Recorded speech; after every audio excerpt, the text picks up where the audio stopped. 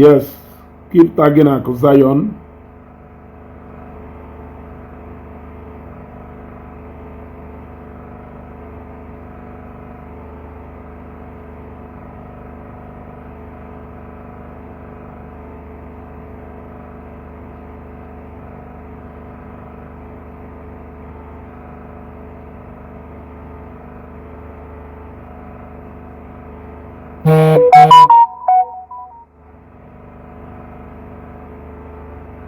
Share this video, share this video, share this video.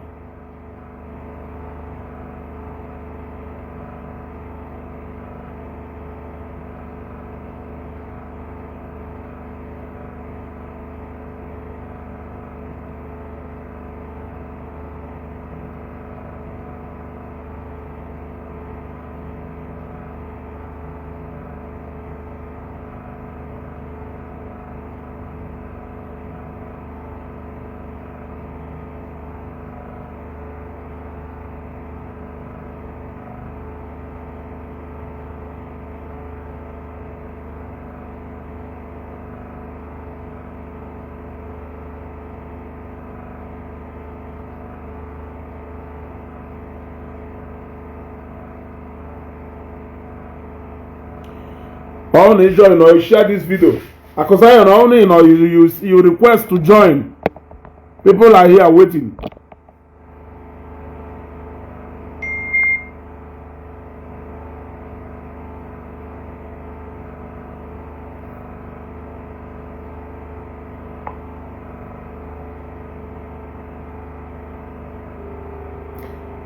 I could join I. People are waiting.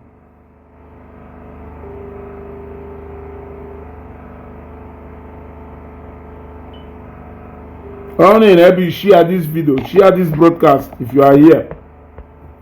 Yeah, Obum TV, you are welcome. Obum TV, welcome.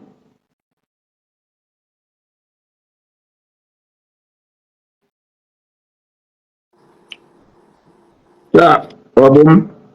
Ezugo. I greet you. I greet you, my brother. Kenen to go Global TV. Nah, Ezugo fans so kenekwa. You know, Ezugo is doing a great job. You know, sometimes no na watch ka ọ na-adị na-esi agbanye ndị ọgwụ ha ebe ọ na-adị ha mma. Ọchị adịghị ekwe m.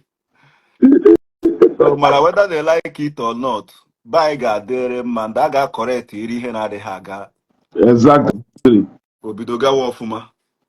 So my brother, okay. Oh, first time I'm not joining life to be here, if I'm not mistaken, or second exactly, time. yeah. This is the first time. Okay. So one it's good to be here. You are welcome.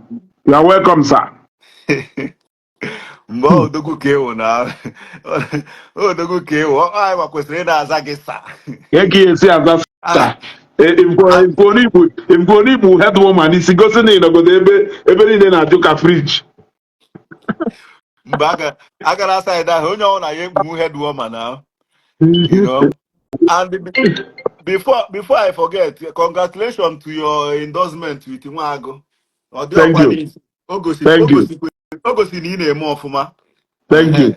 So and the merit all people like you kwesịrị na-enye all these things na ndị na-ekwu ihe bara uru ndị kwụ straight na-awụ ha ama ebe a you know ndị dị trustworthy. So Odo is my brother. Thank Congratulations. you very much. Thank you very much. Akwa ị na-eche ka anyị kọọ n'ubi onye anyị bịara. Ọ dị ka Akụ Zion ọkara ngodo ofu zero bita ka o wee nọrọ ọfụma.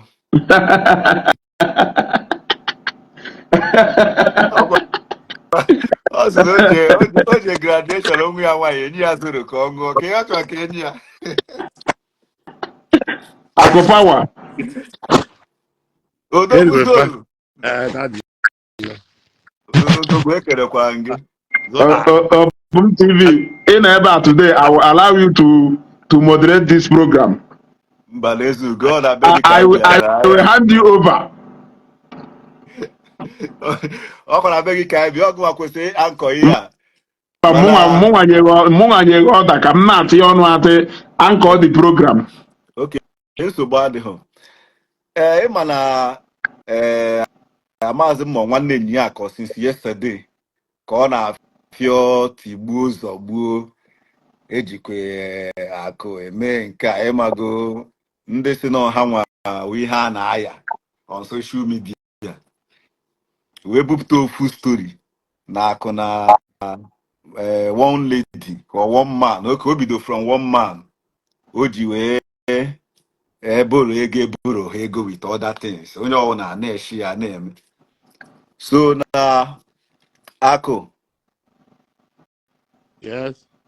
Okay. Biko o nwere one or two question ma like ejo ga-ebelieve if n'ezu ugo enwekwe nke oge enwekwe ejo so that ka everything dị clear and straight because ọ na-adị mma onye a na-egbu egbu ka ọ zarakwa n'ọnụ ya Anyị egbulikwanụ m egbu. inu ndị Igbo do adịchọ m good at ịtụ inu ndị be anyị mara mma na-atụ n'ike m ha so na audizi m chọrọ ịjụ gị ama mmiri anụ ihe m na-ekwu Ka a na-afụgoro na nwanya. Si egwu ka a na-afụgoro bita anya. before ya ma isi sekpo ntị na A na-afụga ya. The African pride. sure so akụ biko ihe m chọrọ ịjụ gị o enwe many ajụ m chọrọ ịjụ gị Okay. you understand but first ajụ m chọrọ ịjụ gị o nwe voice mfụ n'ụtụ a maazị m ebe page onye mfụ that voice asịkwa na iji eme voice ayo the man or something voice ahụ ke oge ime or the man ka send the voice like ka ihe bute that voice ka oge send that man the voice ma ọ bụrụ na the man ka send the voice because ihe m ji ajụrụ gị ihe ahụ na ihe m ji ajụrụ gị ihe a ka nland ahụ na ịma na akpọ m gị mụ na gị kwu yesterday so m na-asị gị ka ekwe this man nke a sịkwa na ijezi biri 19 million ji bido imezuru bita ka o si adị first thing na-egwa m bụ na onye gị na ya ji business a lady and not man so this morning now all morning from here in Canada ka m na-afụzi voice a sị na imerụ the man so ya ka m ji ajụrụ ka oge imerụ this man this voice like kọwara anyị ka anyị ma ihe bute the voice ka the voice si wee bata into all this thing Achọbụ m ime bita. But don't you think that no ya do better ka akubulu ụzọ nyegodu detailed this thing about what exactly transpired between him and whoever it is, then before we can now pick questions out and ask. I'm just saying. Yeah, but all ya can ji wee jụọ the audio so that ka o kụzie ka the voice si wee bata kụzikwe ka the whole thing si wee bido Okay. the man with the voice ka the lady with the voice. Okay. You understand? So Aku, over to you. Now, let me start from thanking you guys very, very well for most of you guys who stood by me, even without hearing from me. Most of you guys stood by me, even without hearing my voice. I will thank everybody very well. I am somebody believing so much now. And I am somebody believing so much that now EGU are fight irregularities. Get government in. Yes. And I will also say that now this will be the first and the last video in the concerning this thing. As you go, you know what it takes you to bring me here. Because Albang said that everything about the whole thing because the man cooking a phone. Yes. So you're not a novice. But I'm here with this video with that now even losing voice. So they can now be a voice. Now Yes. with me. Maybe I Yes. just get worried. Now listen. I maintain my stand. I never had any business with that man. And these things are going to come with proofs. And they get it. Onye ọbụla nọ n'ụwa a gbaa mbọ na-ejide uche ya n'aka. Ihe ọbụla ị na-eme ekwela ka uche kọ gị. No matter how good, no matter how bad, could you imagine that now with some voice, the wife Mona Mere sent them some time ago. And say yesterday, they were the voice who know the together. And they being that anybody now, you have to make them. I be not to reach go. Are you getting my point? You have to make them or solo bitters. Having that because all not make them. Why would you delete that voice note? The same day, you get a voice note and come with a $4 number. The same day I listened to it, come with a say this is a very without the WhatsApp banner to us now. What you cannot edit WhatsApp date. You can see the date don't fall here to my WhatsApp. Every the woman deletes the voice note. You made them for that thing they first day. No delete the voice note. Ha! Master by the with a plan. Man, when the mother get more care, Georgia. Now, I'm sometime earlier, I'm going to be solo bit as well. This man this woman started calling and calling and calling and calling and calling and calling. Woman, I never pick it on ball and may say for herself. Of course. Oh, you will that now, meter convert here. My meter convert here. Meter convert here. My Zolobita's phone. Meter convert my Zolobita's phone. One of my number. Convert that to Zolobita's number because of the way people wanted to reach me. So I quickly use the number and paste it on Zolobita's page. This phone, Anam Abuja. This phone, the GB Abuja. Oh, that Zolobita number on a phone now. But I have to call my manager. Can we flight with them phone now? My boy and about to school. We flight with them phone now. Abuja. A mayor way be the mother para flight. Where they are behind because they beginning now. So one year we walk at them a picking phone here because actually hand to bring about phone to look at them. I feel like I run my own personal business and this is our call or Zolobitas. One of my staff, the staff they occupied. A model employed for the phone. You go to business and then started having rush immediately. Nothing was organized. So at the time, let me open the chat when I'm talking. I'm not confirm I'm let the voice note before my poema. You know the voice note the woman deleted. The late date that day was July. Before that another number July 17, 2024. I put her voice note that day bang. She was the one who deleted her from page, yeah. Able delete yeah.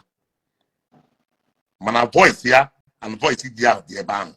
And the here the person that Zolobita, the Badia. They get on. So, and the Diaba, a lot of people in your Americans got voice up that you can break this home. But this since someone have come out to break my name, I will bring everything out that is necessary. Are you guys hearing me? Loud and clear. So now, this woman let me go to our chat. Emana ndara na wana yara manda septa na Facebook be ba kuza ugwo Hi, Chineke na. And ha na-amụ ma abịa eme ha na Facebook because ha mara mmadụ nwere ike ịfụ ya jezie prophet akpọba bụsị m forget ndị ahụ. Ịfụ m ụzọ kwuchie m ka ọ ma ọkpọ n'anya ka mụ na gị juo osisi afọ before onye ọbụla ga-akpọ na fon a na-afụ ihe na-eme. Ka mụ na gị tawansi tajuo because ụmụ dị aware that no eme okịta prophet akpọba m sị m forget this thing, go back. Many times Now look at the conversation between me and this woman. I want to start it because I don't want to answer question again. Basara this thing. Office in Naba 172 Azikiwe by judges. First floor back, even all kind of under construction. Oye here from the bang. Office in Lagos 32 start time. 32 start time. 32 getting one starter estate. Other starter estate 32 yeah. If not a estate down, go number 32, the building, ground floor yeah, always office him there. Let me say so. Office mother on Facebook. Now, this woman, here is a conversation between me and this woman. I want to read the first paragraph and I will show you where to go. I can give you the thing. When they will today, Leah, Lemunya Wanya, Lemunya Woka, before change here, Lemunya, Itumuya maybe today, Zolobita Karana Dipia, today, Ezukinafia. Yes. Why Zolobita is still in her DP. Look at it here. Look at Zolobita here. Here, we the man here. The number. I'm going to expose the number. Here is her number. Na network. If I break, I don't know why. Mami ya no arifu. Mami ya no arifu. Why ebe network ya do better na ebe ahụ nọ. Ọ na crack. Mami ya no arifu. Ngwa ezugo ya. Ka m pụọ recharge phone na direct. Anọ m na Wi-Fi m. Ka m ti data na phone na direct as you think. Okay. Okay. Ka m ti.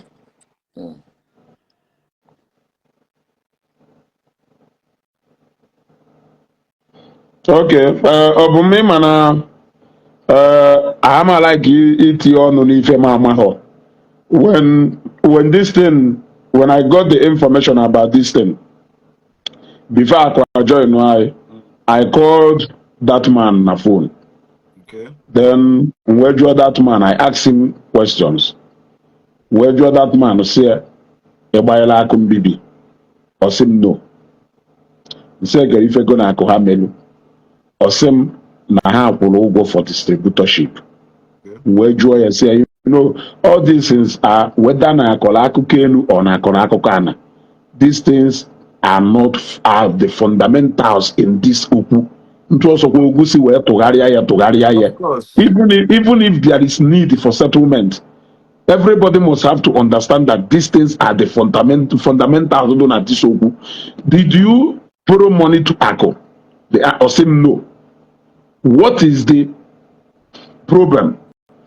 That Nafa will distributorship, which is the wife. Then what is the problem? No. What is the problem? Namanya garalonu no ko hele. Her request was send there. Don't forget that no ga akwụchaalụ ụgwọ nke izizi. That was where the issue of sending another money came in. And whatever thing gonna could discuss is each way send the other second money. The fact remains that you still paid for the product. The fact still remains that you still paid for the product. Now the product garalonu is not enough reason that now the manufacturer must refund you the money. Are you getting what I'm saying? Now, you confirm to me na mmanya ahụ mara mma. Na onye ọ na-aṅụrụ mmanya ahụ ya like igorie. Come on, no price. No trial everything possible. Wonderful. no no the mmanya but na ndị mmadụ na complain of the price. Now at this particular point I told this man I will talk to Akụ, but na mụ nwetara information that no nwelu people go na fa na discuss wee jụọ ya onye a onye go na discuss na ndị ahụ ga-etigo na trouble. They will use you, and at the end of the day you will lose. Of course. Which of course he will lose. All these people nọ na Facebook abamba enye mkpọtụ che na ha fugo cases. They can't help him. Ọsọkwa ha wota cases of 100 people. Akuji 10 million, 15 million, 30 million, 40 million, 50 million. We will take them one after the other. Onwere onye ejighị ụgwọ. Of course. Onwere onye ejighị ụgwọ. Onwe a businessman ejighị ụgwọ. Ijighị onye ndị ọcha. Ijide ndị mmadụ ebe a. What should be the paramount factor is how did we arrive at this money? So, ọhịa sị na onye a ji onye 10 million, jide onye 5 million, jide onye 15 million. It doesn't qualify anybody. No onye ọwụwa ajọ mmadụ. You tell us how we arrive at that money. Go. So now, ebe ọwụ na ma ajụcha na this guy, we say I will talk to Akụ, but I am telling you, if you take that route you want to take, you will lose. Because na chekwala enigwe, chekwala ana. If Akụ Oluwu is to give you the drinks you pay for, whether no kwesịghị or no kwesịghị, that one should be your business. Whether no kwesịghị, okay, Brown Daniel, I think you have overstayed your welcome in my page. Have you? Apple comment. Can I bother a comment? Ọkụ ọnụ ebe ọzọ ablọk ọnya, and aka m ablọk go no ọbụmụ m ji wee hapụ ịkọ ọnụ ebe again, then you will watch this program ebe ndị mmadụ share ya. So now ọbụm nsị ya na ebe ọsọkwuru ugwu ji ekpe ihe, ọsọkwuru jewe n'ebe ọwụ na ji ekpe ihe, na ndị mmadụ nwere ike ịbịakwute for sympathy, but the fact remains that n'ife Akụ Oluwu wụ mmanya. Ịghọtago? Si ife Oluwu iburu mmanya ubi ihu, ịchọzie ilebezie nke a lecha ejezina bulu ọzọ, onweghị onye ya afọ ọsọ guje ebulu, mana ilebezie nke a lecha, don't go and buy another one. Now the man went ahead because period ahụ mụ na ya na-ekwu ọ na-asị m sọ akụ nke a akụjikwa mee nke a wee gwa ya sị ya, are you after your money here or are you after the personality of Akụ? Like what is your business with Akụ this Akụ that? Onye Akụ dị ruo with onye Akụ dị ruo with onye. I thought you are here to talk about your business with Akụ. Why are you talking about so many other things? Why here na this business? We say na this language you are speaking. Na this language you are speaking here. Na mo do familiar with it, and we follow that way. You follow that way, you will lose out completely. So now, after speaking with that man, we say na mma back, which I did later, and we were talking. The man never called me back again. Before you know it, yeah, obviously oje gbacha ndeni gwe anya akpọnam na mma kwele Akụ. Ịghọtago? Then okay Akụ echigatana, let me bring Akụ back. Ịghọtago? Na mma kwele Akụ. So you decided now to come on air. Ịmana sometimes ndị be anyị na-ada ignorant, ha che no ịbịa ha na Facebook bịa drag ya mmadụ. It's two different things from the reality of that case. They don't know.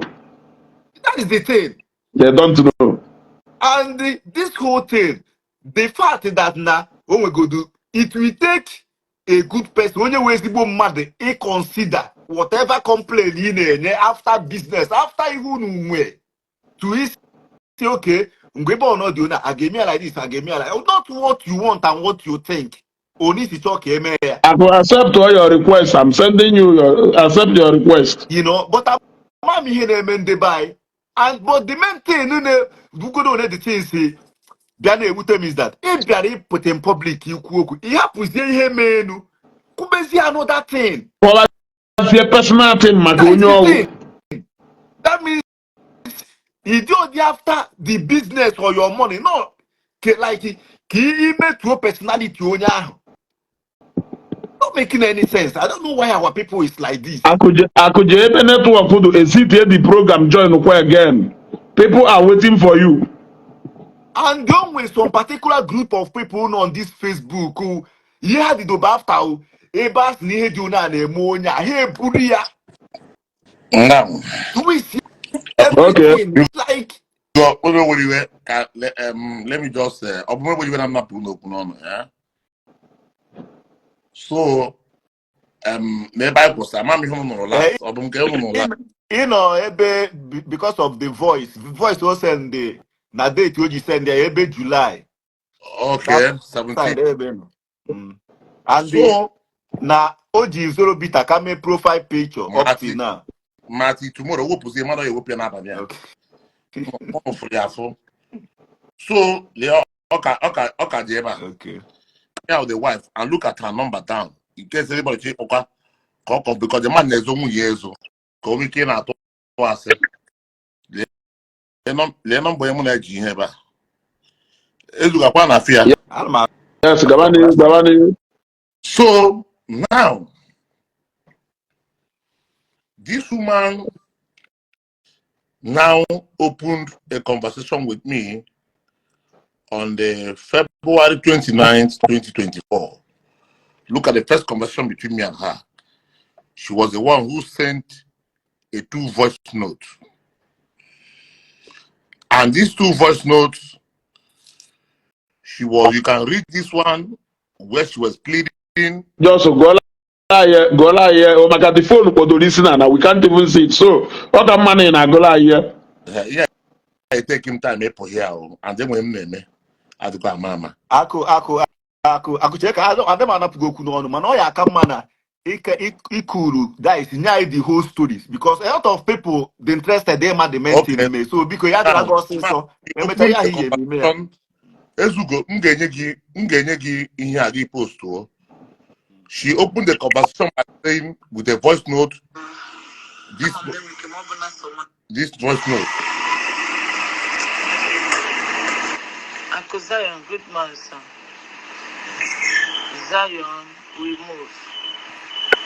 Onye kira ta kosa ya were Zion bia. Emezie ebu Hey, asira. Ako kande mado. By the grace of God, this is committee, another branch. And this took na singer ministry. I'm one of admin na singer ministry. So on Facebook, we can follow every name advert, every mail advert of your products. This solo bitters. So because they follow again on Facebook. So if you are interested in here, managerial number again that agency with the number again. Almost same way committee and admin meeting. Come Ngwazelia, Dr. Chika and Prof. Aris. So I was smoking and I name your number for me to contact you. So Prof, go name your number. Let's continue. Let's wait. Nga play prayer. Can me pick one by one. This Professor Paraha, are you getting my point? The husband went to this professor and told him, Professor, where's here? Keki si kwong do ubo biye ngwa ahia.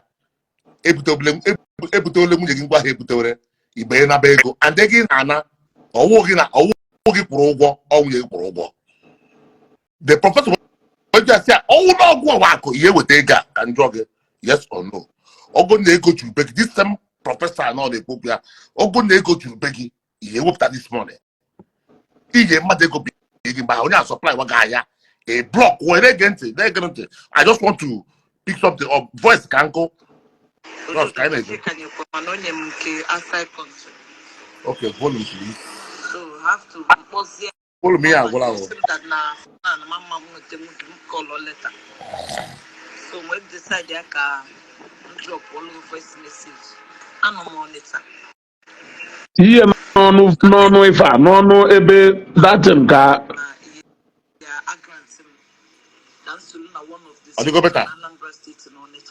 mba were ebe a na-ekwu okwu tinye n'ọnụ ebe fonu ebe maịkị fonu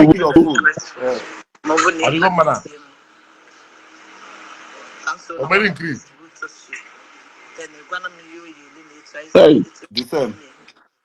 I can swear I can forward you these things. just kọwawaziela ife the woman kwuru ekwu just hapụzie voice note kọwara ife the woman kwugasịrị. Now the woman wee kpọba for so many days na-akọ aka Ọnịcha mgbe si ya Ọnịcha adịgo occupied with somebody. Somebody has already paid me 60 million naira for Ọnịcha. No ga work. And I'm hanke say bitre mo wesi mo okay. Kama na ekubekwa ya sikwu no na Lagos we butie. Go. She was just are you guys hearing me? Yes. She was on my neck back to back writing all these messages. Even when I wanted to dribble her. See I got your email or you send my here. Would you create your email? I will forward you all these things. They put email or you create your email. Just let me see if I can distract her. Would you create your email? Okay, ndị mmadụ na-ekwukwo we can hear, meaning na ha interested in your voice note. I can forward them to you as it is now. At this point, I will give it to all. Place it in a wall, okay? Okay? So, voice note, screenshot. Screenshot. You can now use it for your personal tools. So now this woman one day supply only also because I was actually supplying one after the other. Are you getting my point? Yes. Supply only also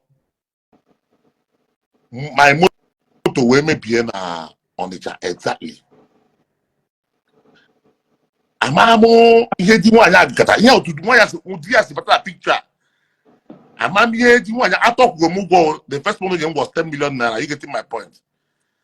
Amam ihe di nwanya agata wee jeja moto m. The woman wee kpọba m na afro one of my car on the channel nwere a problem can this and that. They became stranded because that change that go ha dey erube ha na-aga. Nwanya wee kpọọ m Mayobam Simbiko Namber had this in my offload.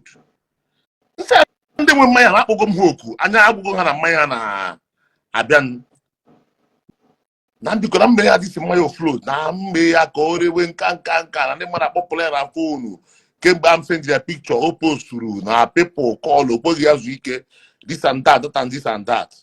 We got them see okay. No problem, we do it. More driver, see a woke ahụ ya na nwunye ya kwuru unu. Unu je buru mmanya wee biya. Mere ni offload ka ọ direct. Ha direct ya ha. E wee mesia mmanya offload. Against the will of the guy ndebe na Ọnịcha mgba ha agba. So, e mesia mmanya offload. Erebe mmanya. The woman ọba m. Sị m keri ya her business and the way people snap that to her. Not like most of these things is on this side. I said I'm going to release all of them. I more information, more evidence. When the going is going well. So the woman said, "Na Kenya game how part of Ọnịcha." We made meeting with some people, which I even called Ogechi Jaka. Muna na I also we so Gechi. Na mmanya kwa mmanya ọhụrụ Ikechi na ko from the council and advice from people. Are you getting my point? No one for now, I have really on the chat. Maybe one distributor for fast circulation. You understand? So maybe I'm going to say okay, and say I'm because don't you need a ye nye mobrego, onye ha wute nnukwu ego gị na ebe na-azụ gị na ebe na-arọgụ shoulder. Are you getting my point? Okay, we see okay, nyo you wutaku 10 million. No problem. Why I think because mo naraba nka mo naraba no problem mo because yiri na chat yiri na chat eba. Wanya mesia we that money. One, all this money that was sent to me, all of them came on this woman's name, not on that man's name. That means automatically, even the reference of the money have the woman's name, Ujunwa Norma, Naomi or whatever. What's this? Yes, Naomi. Are you hearing me? I don't have business with that man. Yeah, I'm not what. So,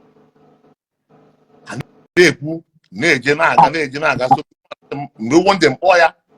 See a man. That man get put a room also.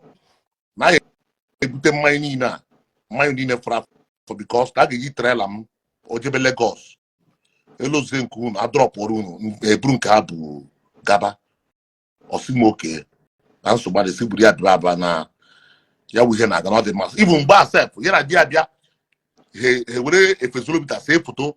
Go see ebe hand educating them marketing. Go see this help you. I was in one day on a very good day. Let me start the sad aspect of it.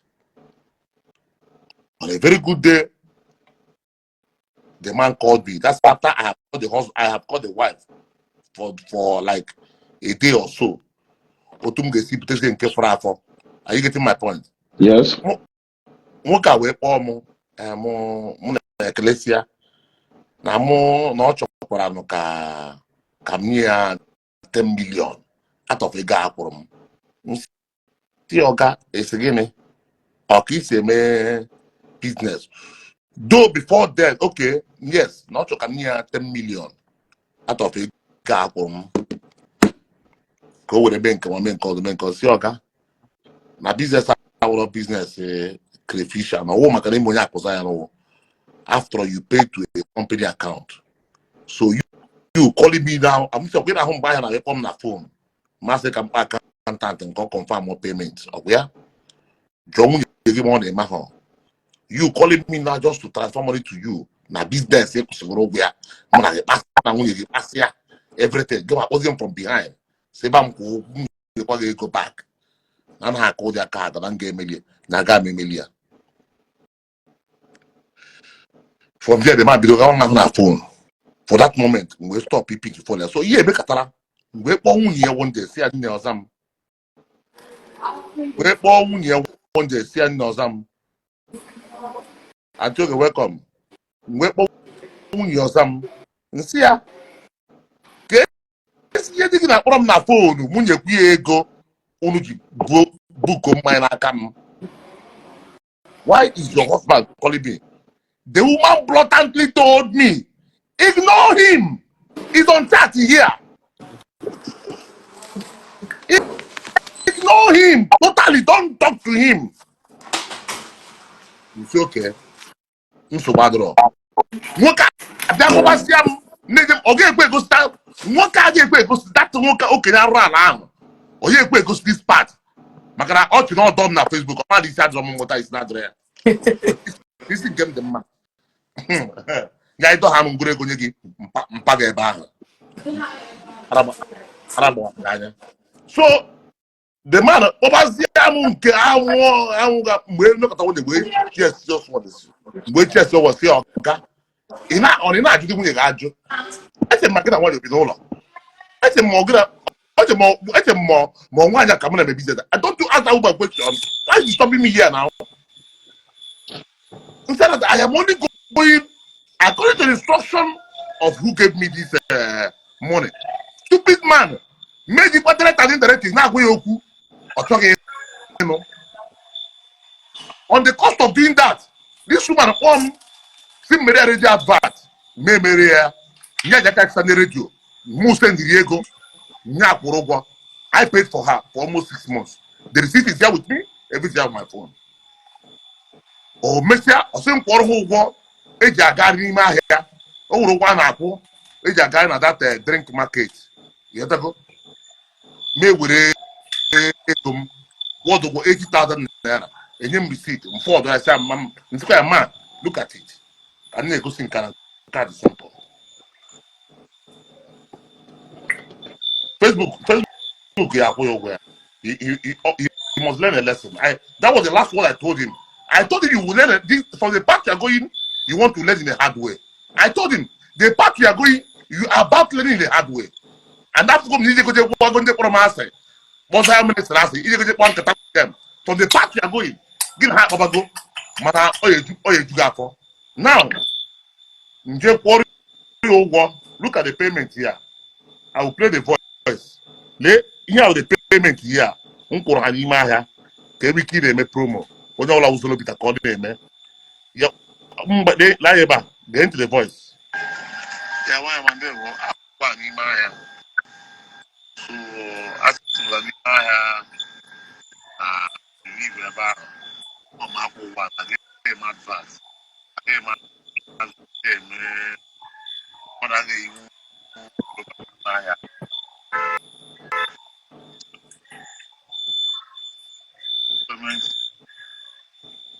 Share this powerful program. Share it.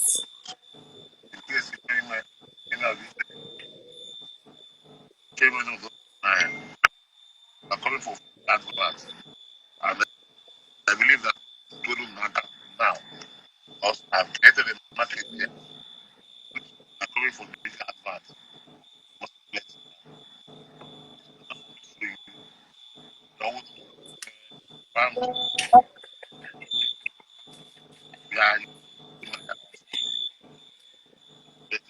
If it was on a side and goes, Boss, Now, side in car to post.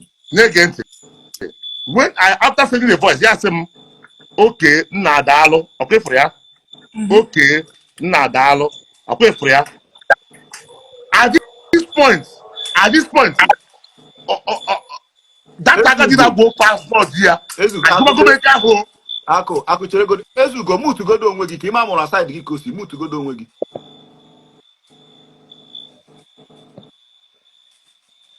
Ọbọ side. Outside Ezu. Mgbe ọbọ side ya. Ka ihe mere onwe na Ezu na anọ.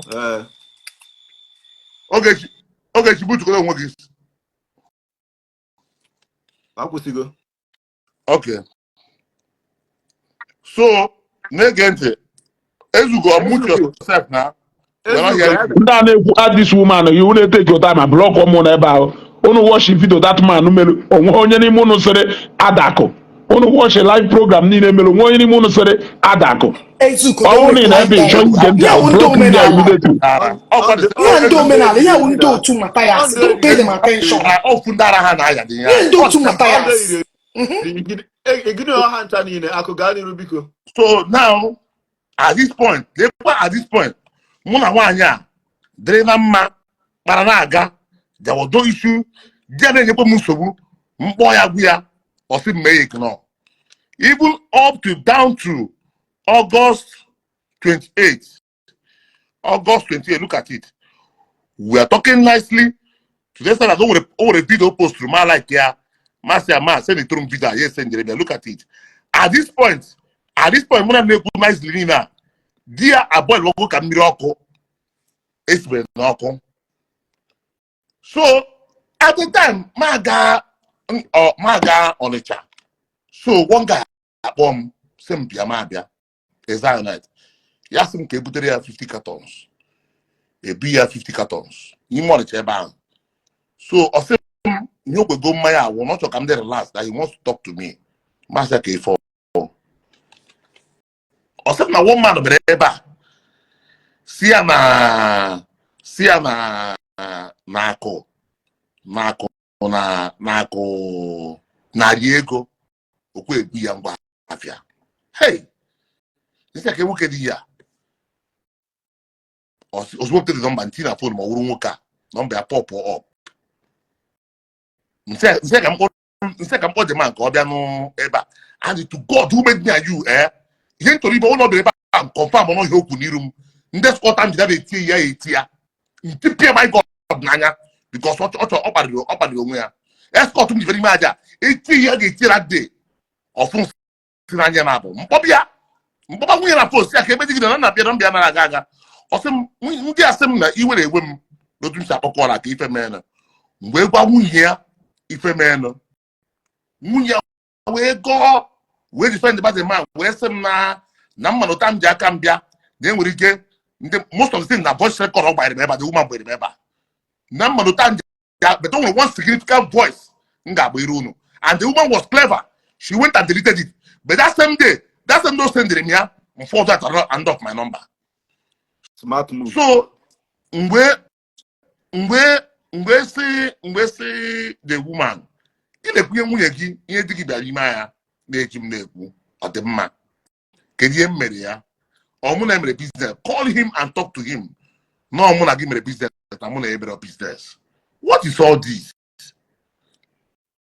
ekwerekwara maka ihe unu even before na ekwerekwara maka ihe unu mmanya m debere na 14,500 to distributors I brought it down to 14,000 kpọọ ndị bidoro mmanya m ritegoro ego ha because of you people mkpọọ na post onye ọbụla na mmanya wuzgo 14,000 o nwere nke ọbụla ị nwere can't to say that na eji ngogwo for 500 naira all because of nwanya na di ya God Almighty is my witness because of this woman na di ya mgbe nwanya si ya at the time nwanya say I thought you say you have a means of selling this thing back to back.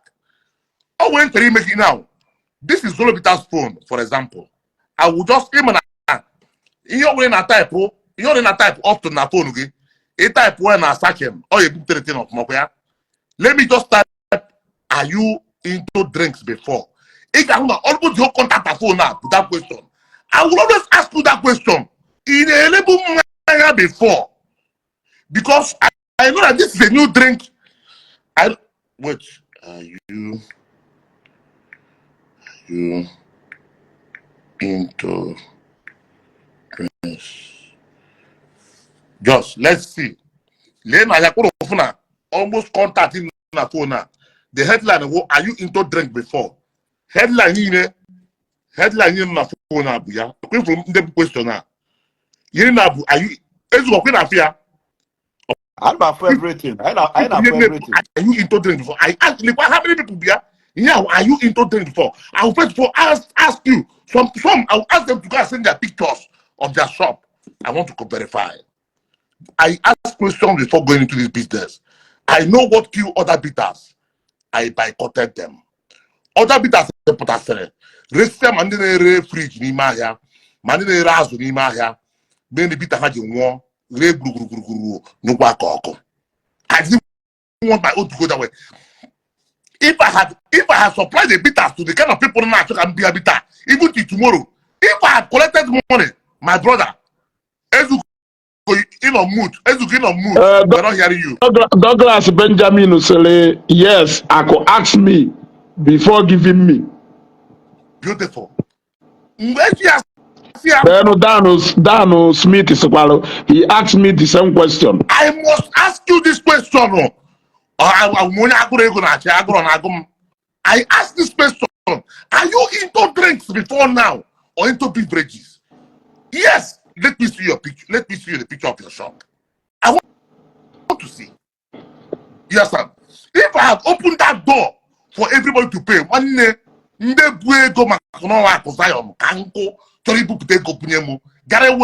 that first month, more than 20 billion naira.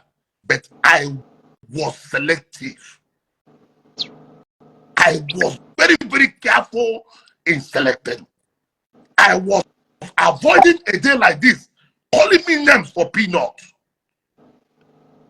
I was avoiding this. Now, after that, let me go back to this woman. This woman categorically persists that I should ignore that man. Which the voice note to the bar. Hi. ịgbakwana emekatazi nwaanyị a wee kpọrọ di ya ihe ahụ nke this guy kpọrọ mụ ka ịmapịa Oro TV kpọrọ m deceive na ayọ m si me play kwa voice I don't want to break that home. Oro TV dị ndụ ọnwụ anwụ. Oro TV called me si mbiko akụ but you see the way this people carry my name. You know what you mean, huh? What do you have to say about it? Except that this blood, I will give it to Ezuko. I will give it to Ogechi Njaka. Probably Obama. I will give it to you because everyone at the man I got you there and easy. Okay, that voice. Oya job. Oka to prove no la chopo. Oya job okupia no la keep as well. Oya ko job okupia the money. And this is why I've been maintaining my steez. This is why I didn't want to talk because I know that this thing might go and Kotere family this man. Or man they break the embassies will be akete or they may pay. So now this man when I talk with Inanaba to the extent that now over just know Bodo Igbo, over just know Bodo Igbo. Now the man not complain about the Maye Pogore, or no Bodo Igbo, not compare the Maye Pogore with the 60 million. Mecha with 20 million. As a matter of fact, Ogechi brought the guy. I don't know him from anywhere. I found him here before. The guy with 60 million. Mecha with 20 million. You might make me invite. You know, they know what is that December. I don't worry. No, na long wine. Make me invite. No, na long wine. We all ask them make because this man foolishly went to that guy's shop. Get the guy. Yeah, they can have a war. Now, me I joke on. Yes. This stupid man. Gonna stop the guy. That's the guy after I said, no. That's your guy. I'm not gonna move opinion. He made it and come on, they made it. On a gram or on a Uncle, you will live long. Keep saying the truth. This is exactly what happened. The man is here. I will not drag it. No, not gram more. Because go and face your sentence. Come face him. Yeah. We won't carry Takoro. You won't carry Takoro or walk Korea. Before you be on the Facebook app, he monetize the video on Facebook app. One Arab children. Now, this man, where they carry Jadima to tarnish my image or succeed in Huya, or one call a beginning or succeed in Huya, or 1 year. See, I keep calling her. So one day, I'm Nora. Full voice note. At all. Yeah, voice note. I want to delete it. I'm not is Olori before. Or just there, Olori. He made him catch the voice note. Bah! And see, I wumbo. Mbuya buare the voice note. Let me show you. Yesterday. That woman got delete here. A man also gonna appear him. Let me show you. Manage Emonian, or the other. Araba into a ban in a dragon pattern on Facebook. Now look at it. Look at that same woman. Look at where let me put it here so you can be seen it. Check and interpret here. Look at where she deleted the voice note.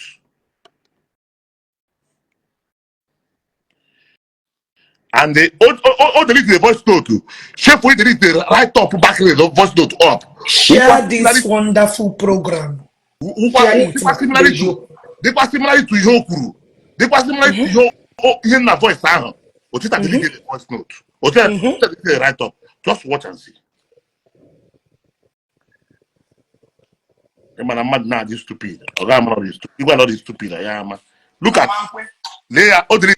I put our 3 voice note deleted. About 3 messages. Look at it. Man, about 3. About 3. Labor. All the woman, all that same woman. Let's look in affair. That's why I say take her on board that same woman. Keep sharing this wonderful program. Keep sharing. I'm gonna give away. Keep sharing. She deleted it. Man, good enough. Out of the 3 videos, they deleted. Ofu kamwere. Ofu he baramuru. Again, hato. Nka baramuru. Me were ya. Keep a boss. Now, keje voice total na kowa. Neke nonte. Omona. You post to Akwa Bogere. The woman sent me that voice note to encourage me that she is interested in Zolo bitters. No dear Nagasa Henine. Nana quality from village. Then you like any diaka. Hagar a somewhere. I know you the prophecy. They record there. To the extent that now, Angel had a prophecy by the prophetess. Where what has Zolo the woman where na Solobita wouldn't my no my own horo, no na him call gaga, no picking like a haggy bozu. Nadia, na problem there they will that now. Ever will not tell you how much I bury ya. Nanti you see your man, I get him in free negi. Nageti, Obara Nisi dia, Obara. It's obvious. It's Yes, obvious now. dear, eh? It's obvious. So the first thought is with me. She deleted it, she never knew I had it. The woman went to her, the prophetess went as far as to her, saying, are you can you do the money her? I go and say my boy, no solo bit 23% alcohol. The woman said, no, my own, no forget no more. Na gaga, na me would do my no way make a man, no way be take a man, no back job, they push me, and the couple with ya or what have water and both prepare behind. No, we hear yes, when you like a gaga na care, a rock with TV me. Then, when she deleted the voice note, she forgot to delete the one she wrote with her finger. Wouldn't carry a white deba. I wouldn't appear. Go put here. You go screen. Screenshot from the whole thing. Can go put here. Also exactly what the family wants. Then what I see okay, every time the voice to waste here, every time the voice waste here, man say, lay my lokuru ya, lay lokuru nka humdere. Ebam highlight the voice note to her. Man say, so he is even his own problem. Or him the rebel. As him so he is even his own problem. The woman has him exactly. I put her here labor. Yeah, the woman has can go up. The woman has exactly. That is what the family wants. They want him to be fighting anything that will increase his income. Please, don't put all this waste in mind because of God and because of yourself. This after this man has consistently insulted me back to back. All of them. I waited for. For this man. I swear to God. Okay, carry go. I don't know. I just started on the phone.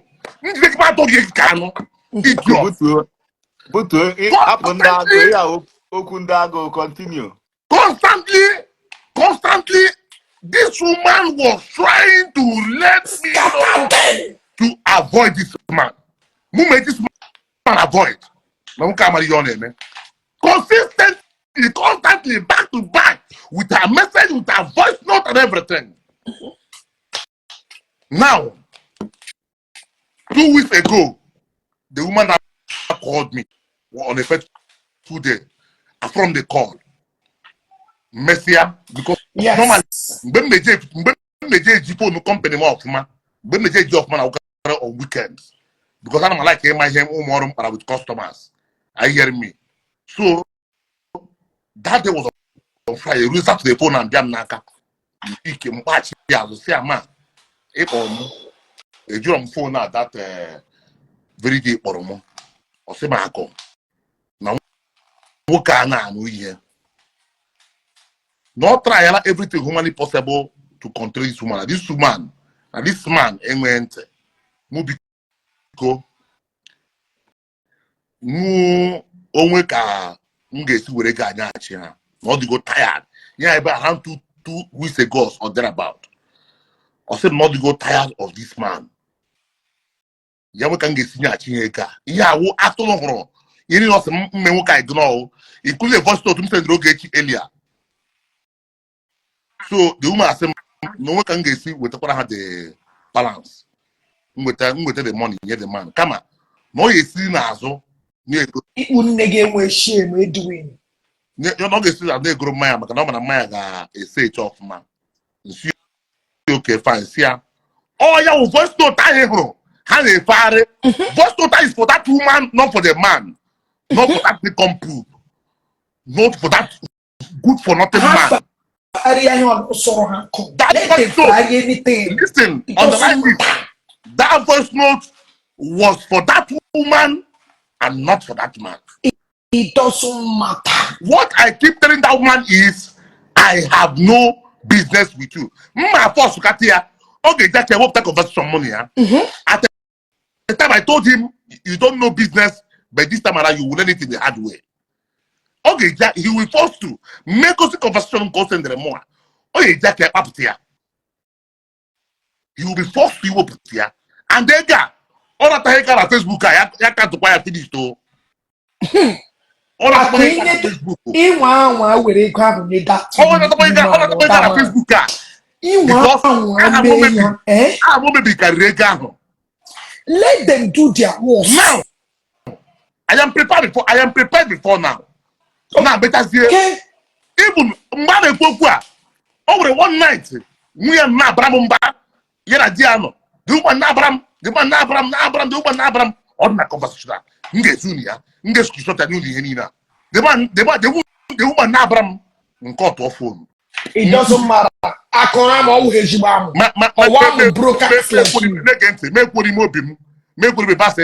this woman is not speaking on her own. A Rudy Mabare, before we get to the woman, there a message. Mobile getting in a honey. No, I get a bank. Now, not that message ever. That I should not that on the go. To the and see, I'm now I wake up on Mudio. My own program last self. I'm of my way up here. I know the woman very, very well.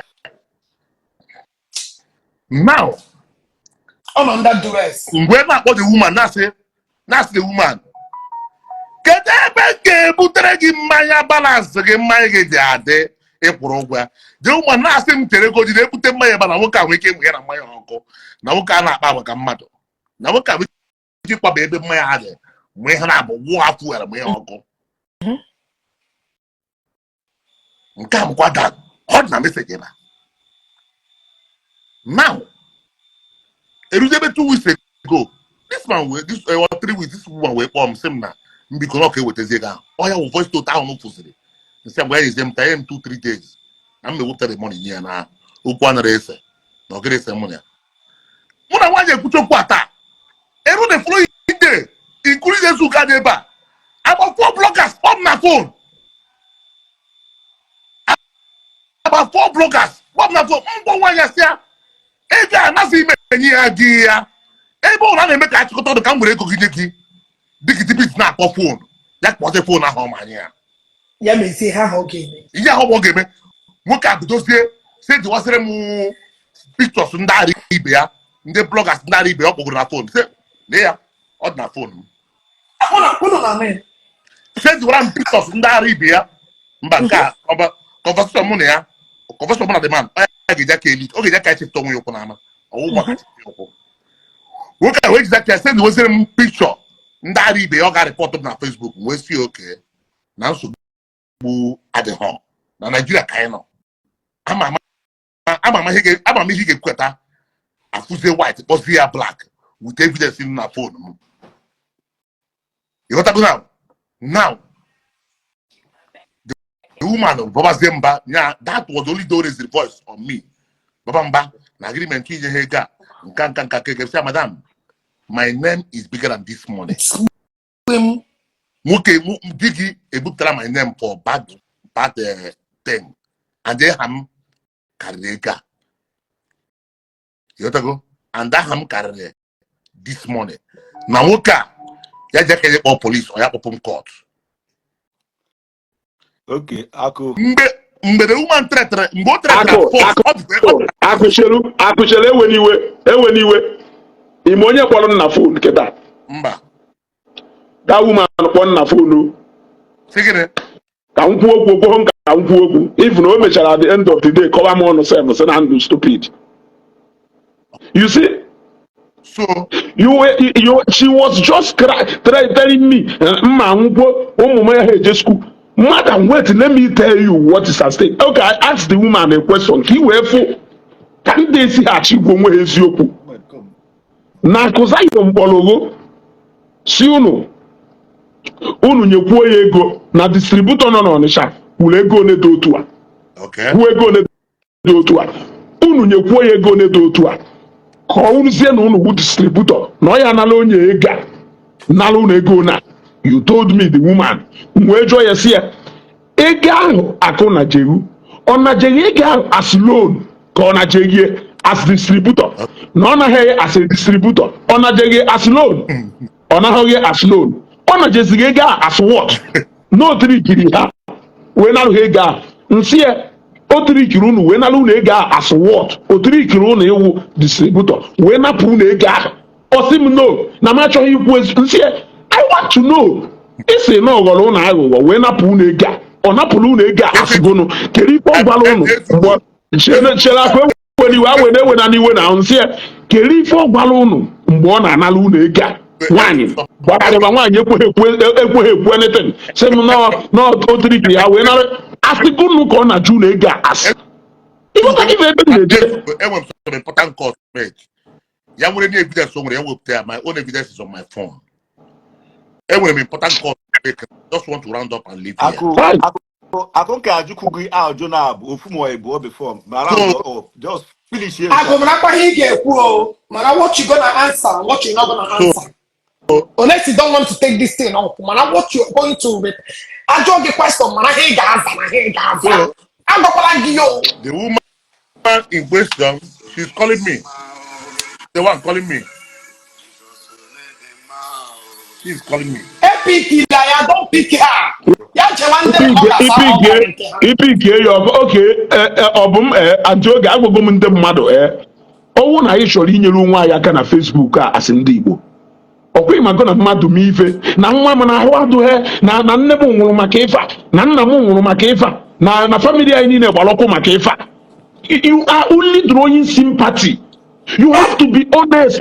Akụ ka o nwere ka ife a ka esi mee akụ nwere ike onwe ego pụtalụ o nwere ike si unu na-ewu out of his own discretion but trying to blackmail him into bringing that money out with even in it's not true. It's not true.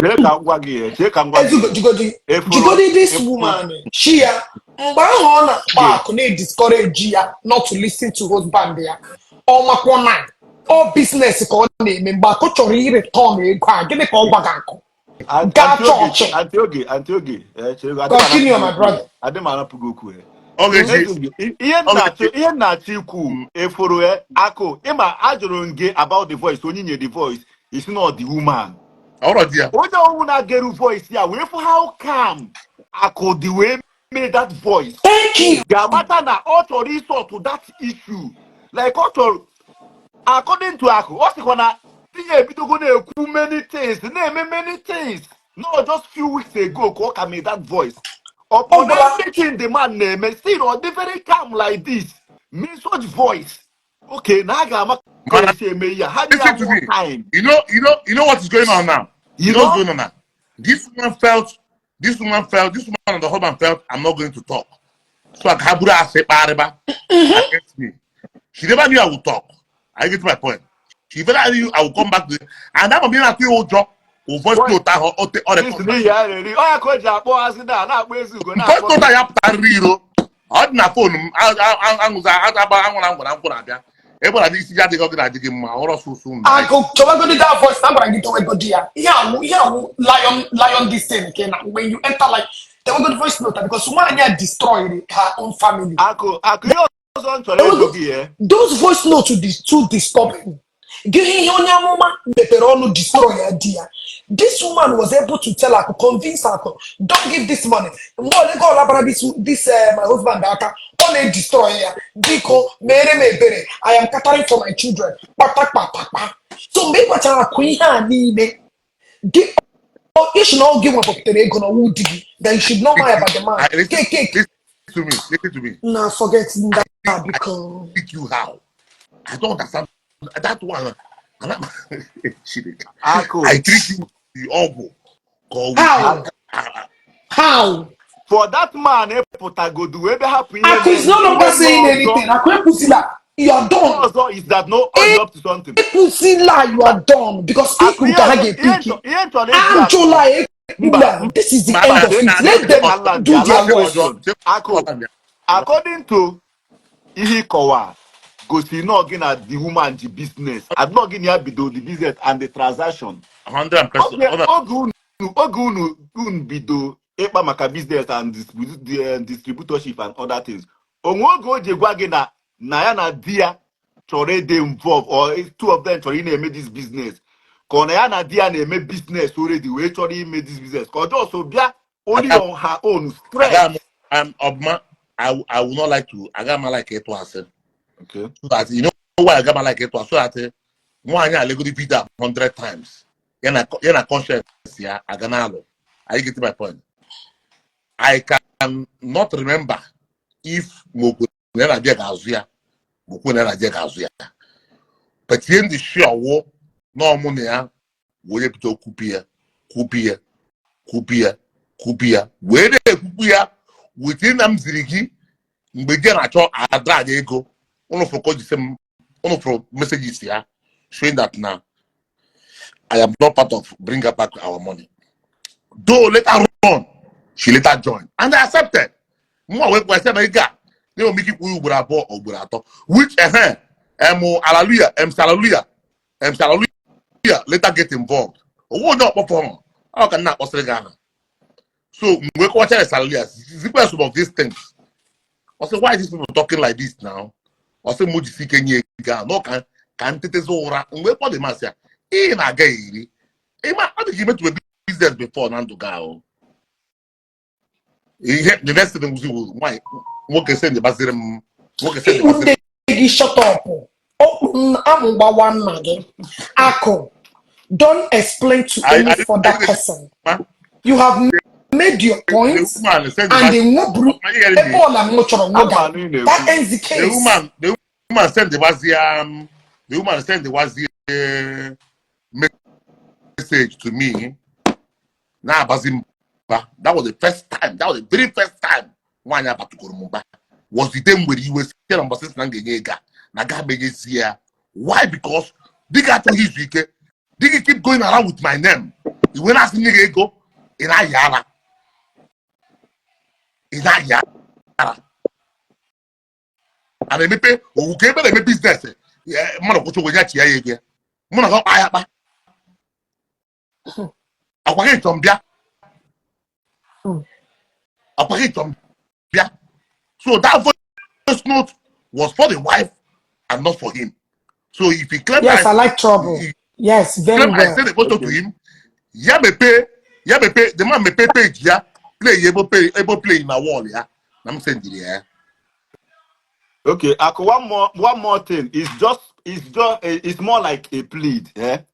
For me, I say no that voice that has to do with it is at the family. Okay, got it release, yeah. Let's deal with all you release by Ofumo Koko, Ume Perimana by Asena. Here in the Facebook, you get the use of these things because all that particular voice may hate this woman. Oh man, I'm the voice. Oh man, I'm the voice. And don't come play here. Can play here.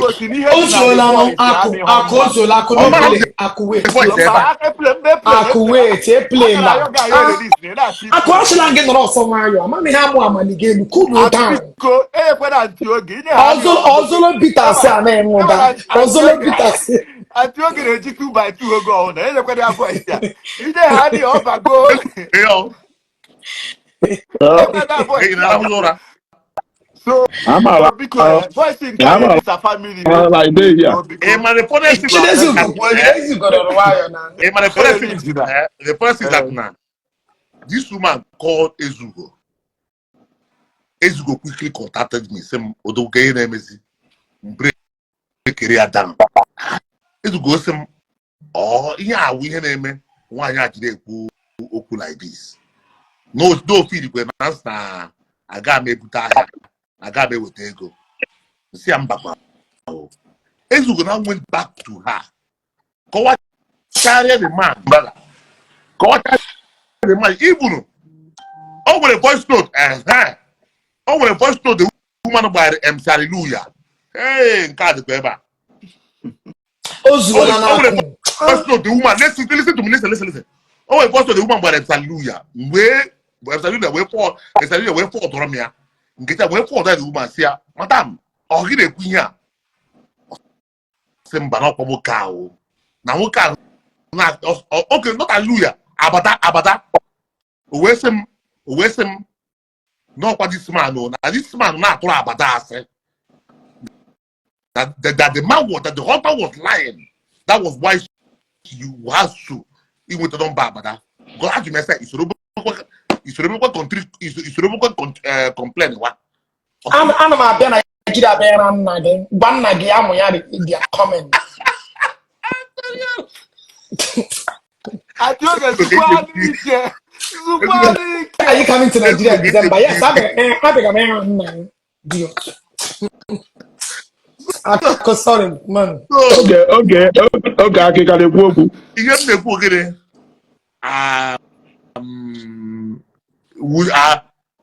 nwanyị na-agbara onye abada voice ebe a ka ị nọ. Yeah, okay. Onye abada voice. So mgbe the voice ba say madam, nne advice nne ọ gị na-ekwu ihe a. We debunk say na kwa na nwanyị na nwoke ebe a na-atụ asị. Ọ sị mmadụ ga adị mmadụ atụgidere m asị. Na ka o ji jezie egbu were abada voice. I say okay, let's come complain about go.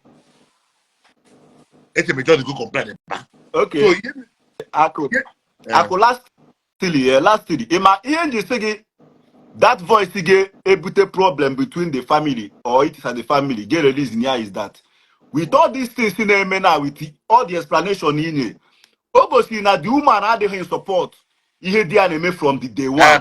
But the reason o ji bịa dịka the reason o ji dịka ọ join ya bụ ọ dị onye ma ihe the man na-eme ya onye ma like ihe ka o si press ya n'ụlọ iche na ọ gwara ya na I always say the man mụ na the woman kwucha the man kpọba m nna si ọga mụ na gị emere business go and talk to your wife. Enwere one point the man na-ekere ọchị na ebidozi na ya mazi na akụ na nwunye ya ọ na-edina che go listen to that video na ihe mere ya ji shie nwaanyị ya buru ngwongwo ya ala ichetara ihe mere. That means this woman has been opposing this money. The man ji ọta ọ chọghị ikwu in details but ị ga na the video ahụ o mere o kwuru that mgbe ya bidoro ya mere na eji shie nwaanyị ya ala na ya ma anya na akụ na nwaanyị ọ na-edinazi. That means trouble has been going on. I'm coming from. Now most of this is this woman the man all just name like out of here on Afunaka the man. And for the man he put their main voice na 19 million like go another different version of thing. That man is watching. Yagbadia, you know, Yagbadia na ndotu ya. Professor Global blog because he repeats na that MS na copy and paste ya eba because MS na copy and paste ya only hear that another comment MS na copy and paste ya now. Ihe agbanwe akpaga today with tension DNA ya na ọ ga-ala the thing eshi ya n'obi. Anjoge mana unu na Anjoge unu na-take this thing out of ifa whether na the woman or support udie ebia were ega or no support odie ebia were ega achọ onye na nwunye chọọ ife so ha na abụ na egwu what should be stated to people here is what the business emelu entails, which is the question I have been asking this woman. I want you to answer this question. That 10 million also unu wotare as distributors kunenyela ako as mbb.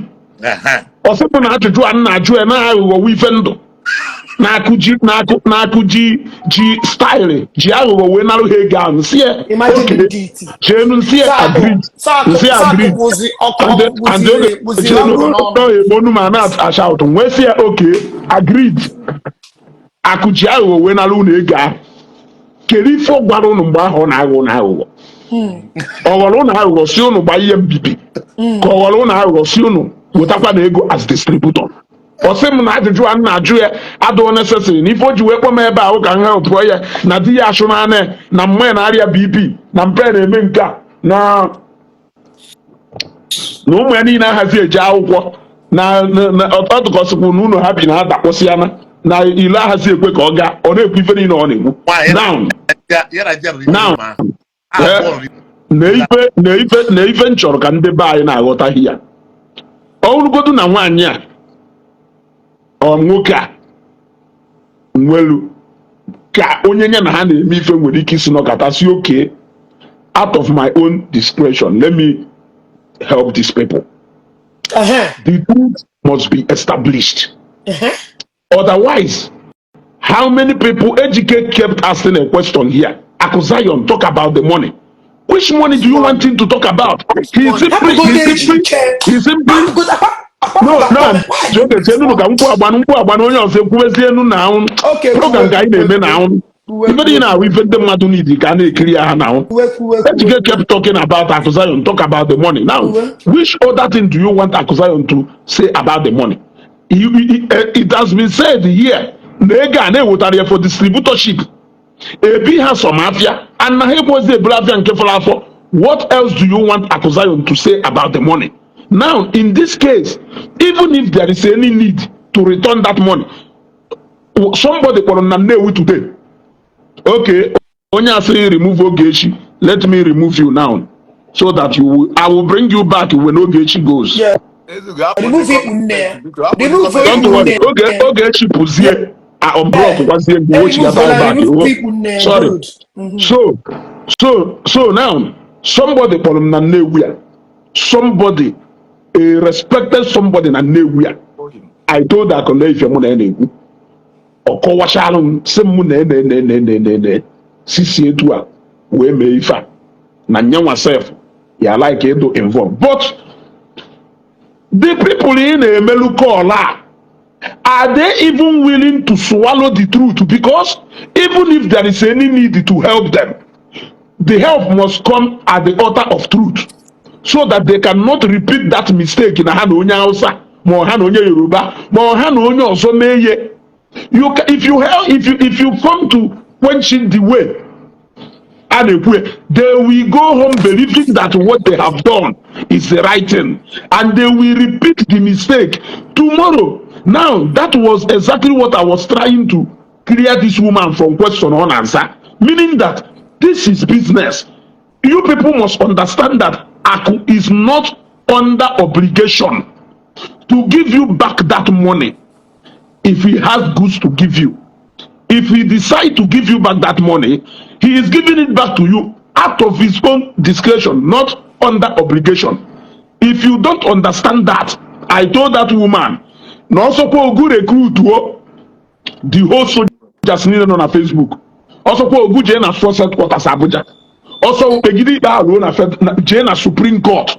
N'ikpe nwakọ mana ọsị m ife na-ekwu nsị ya n'ife ngwara ọsị m ife na-ekwu na ebele ọ na-ebele m ụwụ obido sụwanụ m ọfọ gwa m iyi ifuru ya mgbe si ya ọkwa ịfụna na ọ na-achọghị ịnụ eziokwu ọ na-achọrọ ịnụ eziokwu ekwuchakwa na m ka ọ ha m n'ọnụ. Enwere m chọrọ Akụ your mic dị on mute. Enwere m chọrọ ikwu ị ma na this man pụtara na comment section that itimama mawa votoro ya nọ na America a na-akpọ amadị m ihe a na-akpọ ya akpọ where belle face shared the man commented and start calling Aku criminal. The man in question a comment na-akpọ Aku criminal from that screenshot. Man ajụ is that the same man ikwugo okwu ka onye ọma man achị if this man ga-apụta kpọ Aku criminal outside onye ma ihe ọ gwara Aku inside. So now you are why na dia get with ego the kind of conversation muna can na ezu ya I talk with the second money. I quit the money I could. Other than that, tomorrow we'll send the balance. God is there. I go for the second money. Yeah, the 9 million, the second 9 million. They got 9 million, man. Yeah, but I'll bring the balance. So it gives what is self. Yeah, man. Okay. Oh, I'm gonna go Shiri where I'm on. I think it should have been 10 million. Okay, Madam Bali complete before my name will go on. He got Bali complete before because that complete I gave you the chop I shape wokua. He got Bali complete that one. I'm not here at too much. Honestly, the man was thinking that not I'm not Facebook. Hey, or na prophet got here where Chabama consider they grew the money here. I don't know when our people will learn. Now, okay, they thought that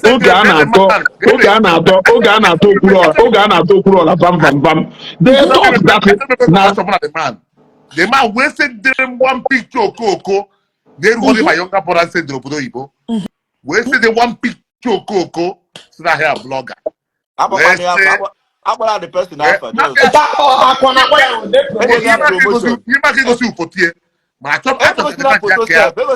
Promotion. I am a gonyo. Where said they put them? Wait, he meant the man. But did congratulations on the akwai for intimidation, akwai for bullying, akwai for kahashi chore suppress because now he's a businessman able to talk Akwa. That is the thing. That is very bad. I don't know why people are doing I am talking to your enemy. I will come and embarrass you. I will come and do this. That is hey, threat. Oh, blackmailing. Very, very wrong.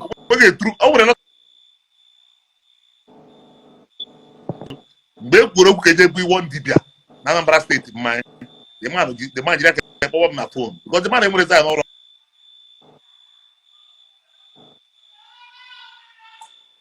Mr. B money nini negije chore anga. And I price na tonya na ma block go. Okay. No na gabo eba haga. No na gabo eba haga. No na gabo eba haga. Go see oga. Akoza le big in my ile je bugere ancestors e ka agbasa. Akole imanye menene buru mmanya nda the mmanya niile ha kwọrọ ngwọ buru ya bunye that's the only wiji ha if they don't know how to sell it ha buru ya bunyere ha deliver it to them simple buru ha bunyere ha ya mmanya niile ji ha ngwe ji ha wụ mmanya ha kwọrọ ngwọ and the cyberbullying and the character assassination. How do we? Who is going to for that? Ako. The only thing now is that. The only thing now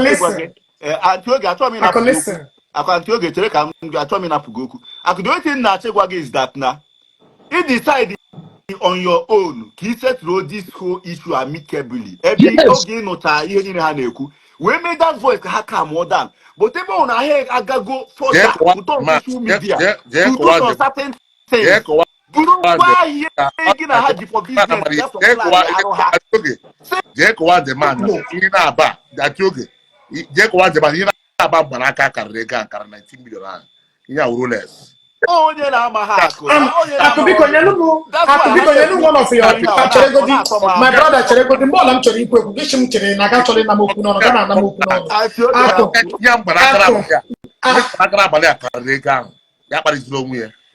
Cherego. I could say that I'm done. And when the money, Facebook will tell to make up one because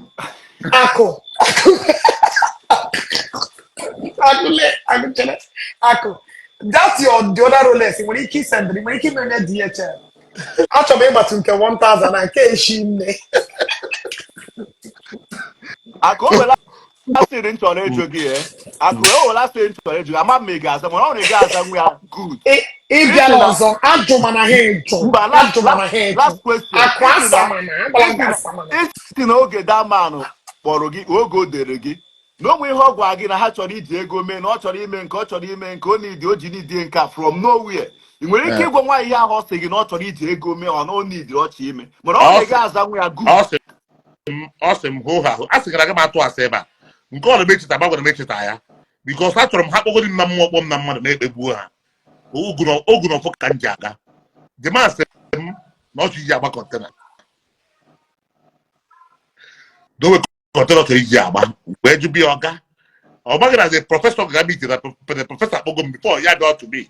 Onye odibo ga-agwa m professor sị ya n'ihe ọ na-aka ebe a nonsense. A new business ka ebido iji aka makpuo na ya. Ọwụ mmadụ kpọrọ gị iji aka mabata n'ime ya bịa dakpuo n'ime ya wee mebe the business. Wee na-asị ka akpọghachi ego gị back onye gị ego. Na the professor nyere ya nọmba m the professor ya nọmba m na-agwa ha n'ụdị aka na aka ije n'ụrụ ana. Let him go and sit down. So before you wanna akpọ m the professor akpọgo m si lekwe na gị ime. Are you getting my point? Si lekwe na gị ime m ezu ko kpọsi ya nye ndụmọdụ. That reverend father ahụ reverend priest ahụ nke nwere anya somehow na Anglican church. Ndị mụ na ha na-ekwu okwu before o ji na complex gasị ndị about me. Ndị m afọ ha ọmụnwa ga-play those voice record. Where are those voice record? Ọmụnwa ga-play ya. Onye na m na shi onye na m ọ dịgị ka gị shakwa enye na m ihe. I chimi already. Ọmụnwa ga-play ya. Ga-play kwala.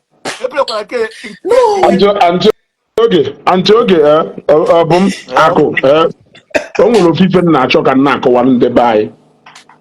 During the time of Okwuluora ndị Igbo, they came up with this. Okwuluora should go and settle this. The image of Okwuluora cannot raise money again. Now, to tell you that the truth can always be truth. It is only you who think you can come and cry, and people will crucify an innocent person, and you will go home and sleep saying, yes, Name used to pay as a weapon against him or her.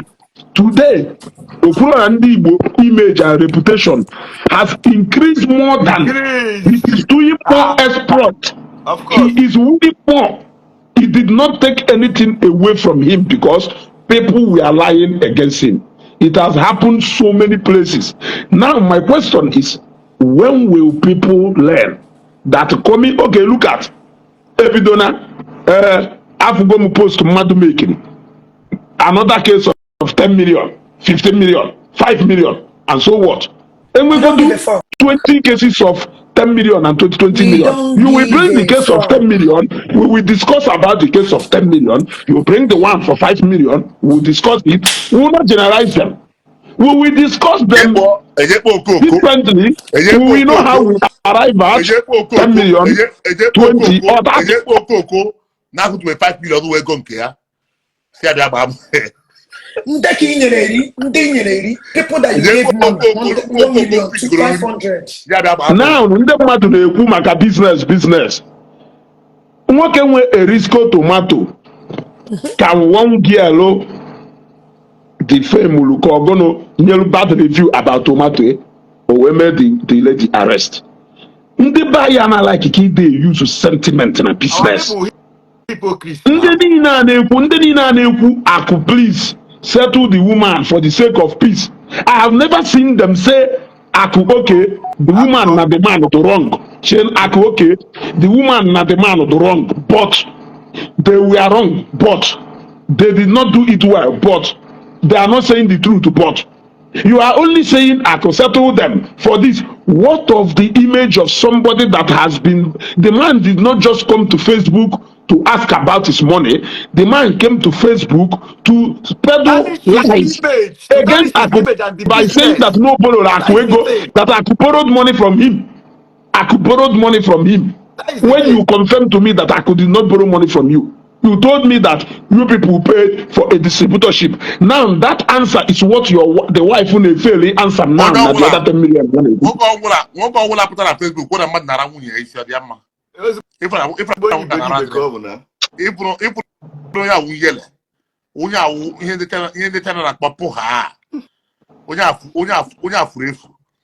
woke up to Facebook, say that man openly because you want to defend. You want to defend what?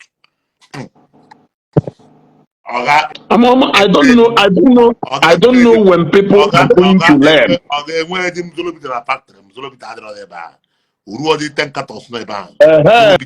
The moment of truth, they go eventually. The family are wrong. Simple. Then we can now start talking about the way forward. Yes. But you people How cannot to tell a even man to be blackmailed consider some into silence. certain things. They never knew. They never knew. They never knew. They never knew I would talk. How about them? And secondly, one year na voice note na. Amagi na voice note ahụ dị na nkaji ya. Ọmadam ka wuru onye ohi. We don't care if they have realized whether you are wrong or right. Ha ga-apụta ma ndị jere oke, ma ndị jere orie, ma ndị jere mba. Ha ji pụta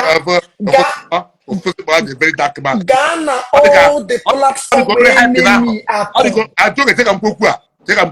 Okay. Ụfọdụ sị ka ọ dị very dark man. Ọ dị ka obere hype na ha na-enye ya. Ọ dị ka ọchọ ka m kutuo ya. Obere hype tụrụ nwa 2 days a. Akụle. Ha mara ụda anụ ị na-anyụ.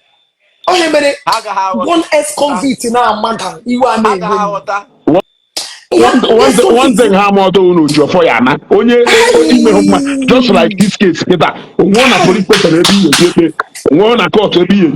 the case is very straight and simple. Unu ekwuzila settlement. The only settlement ha ga na platform. First time Ezugo began to panic. Man, we play Ezugo voice here and go say it. Also that down Dara. Let me tell you, yes. Platform meaning that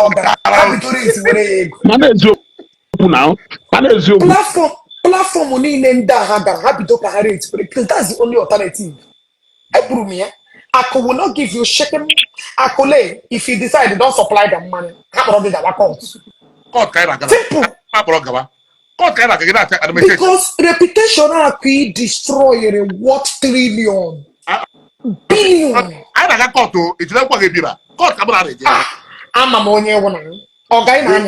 The main thing is you are too heavy. The main thing is that now Ghana platform destroy our reputation.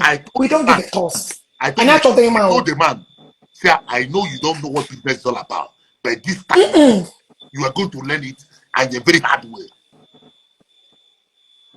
The main thing is that you cannot come and destroy someone and expect I'm giving business. Chelegodi, my brother, you always tell me until the Chelegodi. I know they like this thing. In the name, I don't flow very well. Oh yeah, go on. Mona game maker business. If you cannot settle it, put on a social media. You will never get it again. Of course. Now, until you got to call to George any more that to pay you down. On social media, I cannot make the business. Press it, destroy all my person. You get what I'm doing now. I tried to caution. I tried to caution the man that he should not do this way. But the thing is, guys, the thing is, TV. I mean, Motors. We should settle this amicable. But have you forgotten that no and the way you reacted in your own way.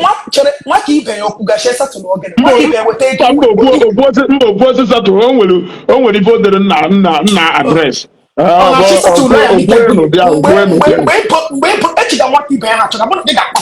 Because I don't want to I made to tell you what you did to me. What you there? Jaka to the man for you. Come on and Dara what a chabudi.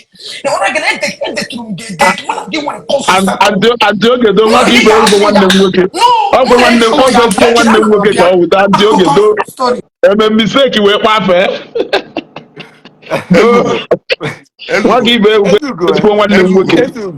to brother. Ezugo, Yes. it was him just 5 minutes. Yes. I don't pay them, and that call eventually call. I think everywhere is cleared now. Onye ọbụla chọrọ ịnụ eziokwu akpọrọ eziokwu. So, ka ọ dịbazie here. Zolobitas remain the African pride. Number one. Sure, Number one.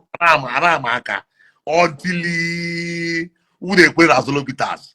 And when Bunu recipe in Jeroy, and Bunu how many billion get Aramachu until about. Akụchelu achọrọ m ka m were ife opportunity a wee gwa n'anya onwe ife na-afụ m ụfụ ka all this social media blackmail ndị be anyị na-eme and JPAC ga-edewe n'ahụ na ha wụrụ na expert in doing that.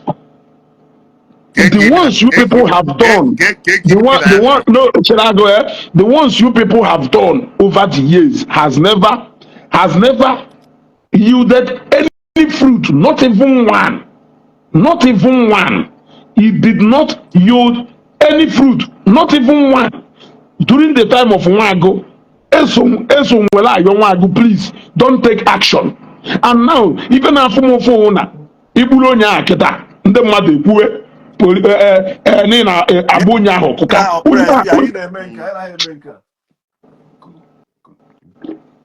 Onye ahụ nọ ịkwa n'ụlọ onwe ihe anyị ekwe nọ ịlụ onwe ha gụ na mmadụ nwee problem ọ na-abịa na Facebook na ụnụ chọrọ ka unu defemuo mmadụ ndị niile unu megorie. Tell me one thing it has taken away from them. Tell me one thing it has taken away from them. There is nothing. Oh, na this man will induce web don't come to Facebook. Etu aha akụsi wee nọkata wee si okay. Now don't worry. Gent na akụkọ niile ha na-akọ chọọ o mere ha something. O ewurukwa nwayọ ayọwakwa akụsi edo ọnụ nwere ife ihe emelu nda melu ha ayọ ya akụ yọtuo ya ayọtuo. Now onye unu na-enwe problem. Enwere iwe akụ onye unu na-enwe problem bịakwasieri na ga-enyezi unu hope still n'ime hope like that voice note April although na the lady play with that voice note na-akọwa ife o ji wee play ya ka ndị mmadụ wee malụ na ọha Ebuka Obi nwezoro bitters but I doubt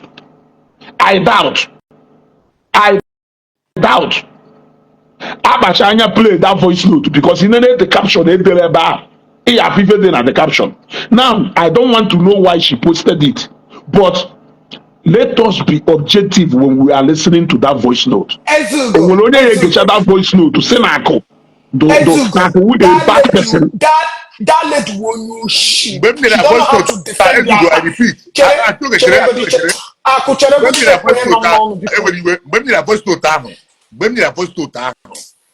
mgbe m kwetara na m ga-enye ya the money.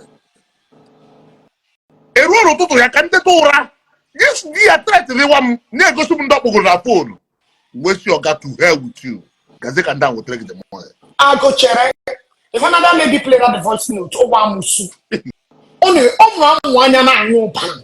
She's a demon. So anything ọ bịara ịgwa gị na ọ just onweghị any better defense.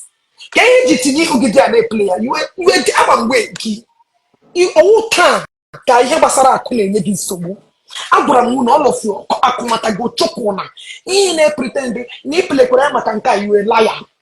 You are a bloody liar. Brain gị too small to deceive anybody. O nwere mgbe ọ bata program ma ịbịa o nwere mgbe ọ bata program ma ịbịa program eshọkụ ga-esetịrị mụ na ịma akwụkwọ ndị na-ara ya nke na eji m ọsị na adị mbadị ma akpọ m nwoke ndị na ya na ya na-akwụ agbọ ndị oge do biko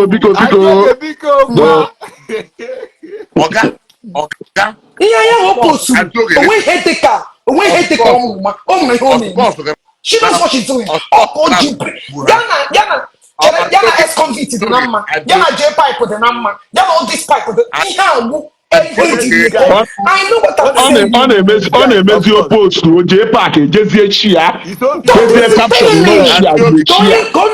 onye na ụmụ ashawo nọcha na adịcha mụ na adị o prostitute ụmụakwụna The whole truth of the matter is that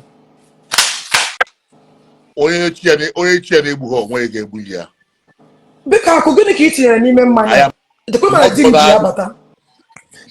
I am not bothered about whatever thing anybody is saying.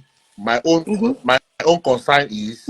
Wait, I'm coming to give him the insulin now. Ana m ele anya ka ha buo video. Ọ na-awụ ha kpọta onye ahụ na-adị. Akpọta onye ahụ na-adị akpọta n'ịntanetị sị ka a tụọrọ ya ego. Mana I single-handedly kpọrọ onye nwere kidney problem aga mee ya transplant. Onwe onye kwere ebu video until today.